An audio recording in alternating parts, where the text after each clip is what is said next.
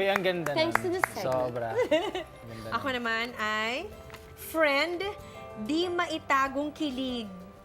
Ay, Pwede yung friend mo ang kinilig. Pwede. ang arte naman ng yung sa'yo. Nakaka-artista. Oo, di ba? Tsaka parang kinilig ako Nakaka-artist, dun sa oh, friend, diba? tas di maitagong kilig. Correct. Artista. Siguro meron man akong naaalala na ganito, Mars. Di ba minsan meron kang friend, tas kumbaga nakakrushan mo siya, pero ayaw mong ipahalata kasi ayaw mong ma-awkward siya sa'yo. Yes, Oo. totoo. So yun siguro, nung mga siguro ng time na bagets pa ako. Kasi I'm sure I've worked with some people na yung Medyo naging kinakrush crush mo. mo. Oo. Tapos syempre, ikaw yung tinatago mo na, kunwari, barkada lang tayo dito. Ay, oh my God! Walang kailangan. Pero deep Na-arte. inside, alam mo na, shucks, ang cutie niya. Or Tsaka you basa look na yung forward palad to- mo. Diba?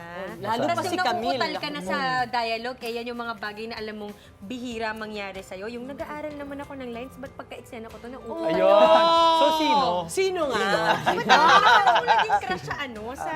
Nung okay. lalo na pag tumitingin. Ba't nagla-lines? Growing up. Oo. Siyempre, artista naman. Sino nga? Huwag mo na, hindi naman tinanong dito kung sino. Eh, ikaw lang yan.